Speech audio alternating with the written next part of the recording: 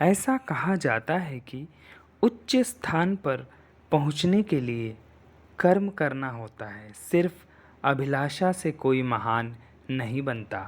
तो मैं आपका दोस्त लक्ष्मीकांत मिश्रा लेकर आया हूँ एक छोटी सी कहानी। एक बार भगवान बुद्ध के एक नव दीक्षित शिष्य ने कुछ दिन व्यतीत होने के बाद एक दिन कहा, गुरुदेव, मेरा भी मन करता है कि आपकी ही तरह मेरे भी अनेक शिष्य हों और सभी मुझे आप जैसा ही मान सम्मान दें। भगवान बुद्ध ने मंद मंद मुस्कुराते हुए कहा, कई वर्षों की लंबी साधना के पश्चात अपनी योग्यता और विद्वता के बलबूते पर तुम्हें भी एक दिन यह सब प्राप्त हो सकता है। शिष्य ने कहा, अरे इतने वर्षों बाद क्यों? मैं अभी ही अपने शिष्यों को दीक्षा क्यों नहीं दे सकता? बुद्ध ने अपने इस शिष्य को तख्त से उतरकर नीचे खड़ा होने को कहा।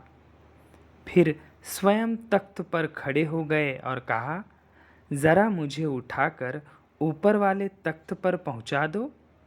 शिष्य विचार में पड़ा, फिर बोला, अरे गुरुदेव, मैं खुद नीचे खड़ा हूँ, फिर आपको ऊपर कैसे पहुंचा सकता हूँ?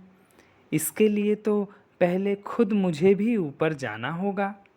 बुद्ध ने मुस्कुराकर कहा, ठीक इसी तरह यदि तुम किसी को अपना शिष्य बनाकर ऊपर उठाना चाहते हो तो पहले तुम्हारा भी उच्च स्तर पर होना आवश्यक है।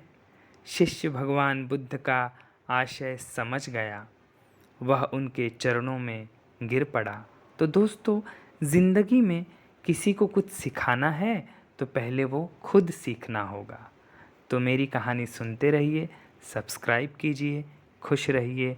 ध्यान है तो ज्ञान है, फिर आदमी महान है। ऐसा कहा जाता है कि उच्च स्थान पर पहुंचने के लिए